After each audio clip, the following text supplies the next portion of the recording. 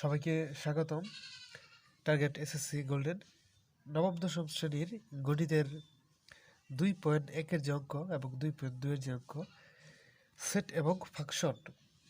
তো সেট এবং ফাংশনের অঙ্কগুলো করার জন্য আমাদের সেট ও ফাংশন ভিত্তিক যে বেসিক, এই বেসিকটা জানা দরকার। অনেক স্টুডেন্ট আছে যারা বেসিকটা না বোঝার কারণে এসএসসি পরীক্ষাতে অনেক লস খায়। তো তাদের কথা চিন্তা করে একটা নিজস্ব স্টাইলে শীট তৈরি করে তোমাদের সামনে বেসিক বক্স আকারে উপস্থাপন করেছি। তোমরা সবাই দেখো, অনেক লাভবান হবা। এরকমভাবে কেউ দেয় নাই আর কি, এই জন্য আমি নিয়ে আসলাম। তো সর্বপ্রথম খেয়াল করো বেসিক বক্স অফ সেট। তো এখানে প্রথমে খেয়াল করো ইউ হচ্ছে ইউ বা এটা হচ্ছে একটা কাপের মতো চিহ্ন।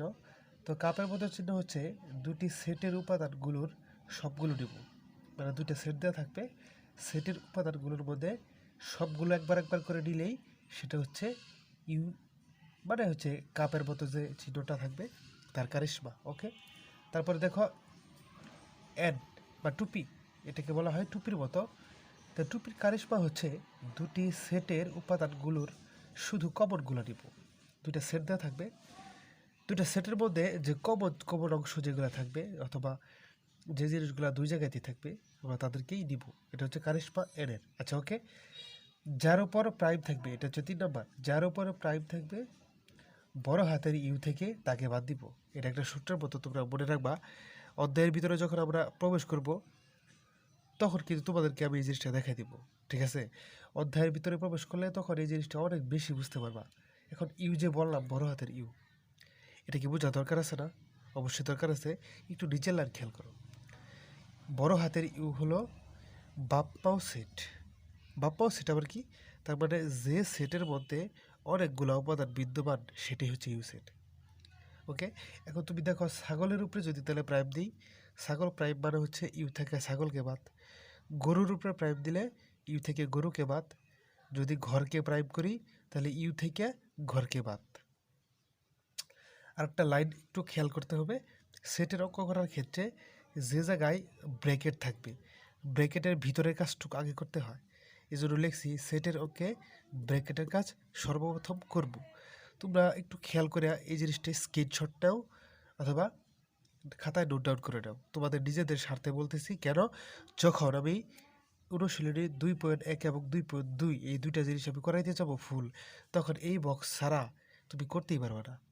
তোমরা যে করতে আসছ তালিকা পদ্ধতিতে প্রকাশ, সেট গঠন পদ্ধতিতে প্রকাশ, তোমরা কি জানো সেট প্রকাশের জন্য দুইটা পদ্ধতি আছে, তালিকা পদ্ধতি, সেট গঠন পদ্ধতি। এখন একটু খেয়াল করো, অনেক ছাত্র জানেই না সেট গঠন পদ্ধতি আসলে কী জিনিস আর তালিকা পদ্ধতি আসলে কী জিনিস। আমি একটু শিখাই দিই, 1 মিনিট লাগবো, খালি 1 মিনিট, তোমরা একটু দেখবা খালি।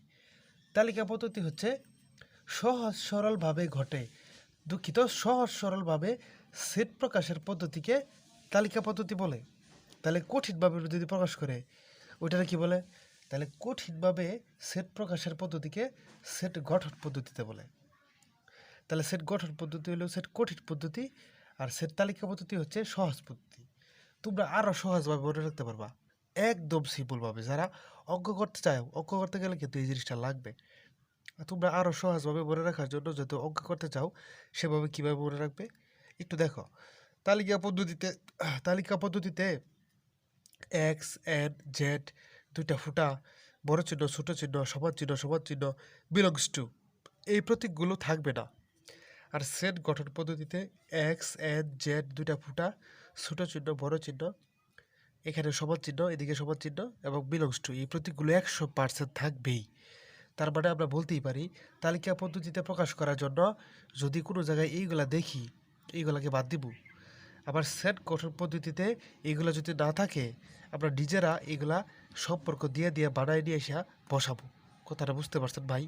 এগুলা যদি নিয়ে এসে তুমি বসাও তাহলে তোমার সেট গঠন পদ্ধতি হবো, এগুলা সরাই দিলে তালিকা পদ্ধতি হবো। আশা করি এইভাবে তোমার কেউ বোঝায় নাই, তুমি আজকে যে বুঝলা এই জিনিসটা তুমি অনেক ক্লাস নিতে পারবা। তাহলে এখন আমি মেন অঙ্ক শুরু করবো, তুমি একটু খালি খেয়াল করো। তোমাদের আরও একটা জিনিস জানার প্রয়োজন আছে।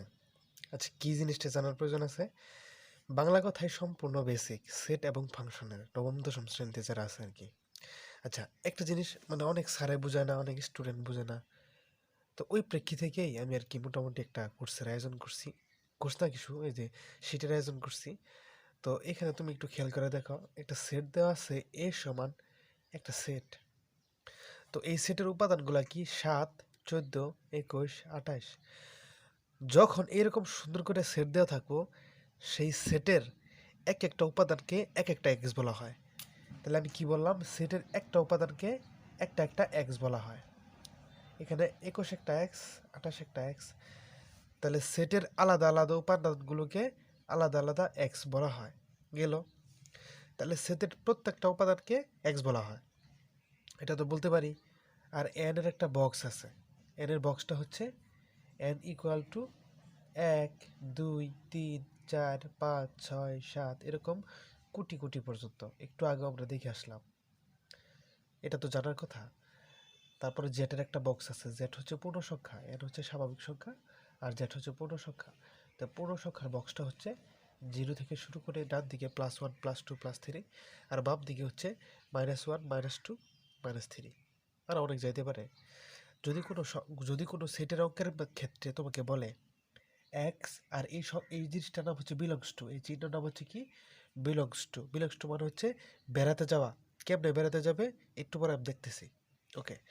আর আমরা যখন ব্যবহার করি যে অন্যান্য অঙ্কের ক্ষেত্রে 5, 2 এর সমান, তখন কিন্তু সমান চিহ্ন এটা দিই না, কিন্তু সেটের ক্ষেত্রে সমান চিহ্ন হচ্ছে এটা হচ্ছে সমান চিহ্ন।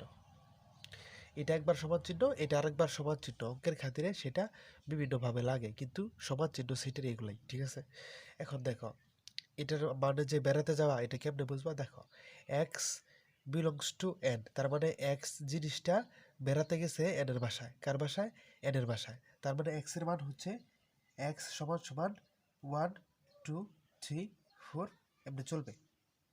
আবার একটু খেয়াল করো, এক্স বিলংস টু জেড, তাহলে এবার এক্স বেড়াতে গেছে কারখানে, তাহলে এবার এক্স বেড়াতে গেছে জেটের বাসায়।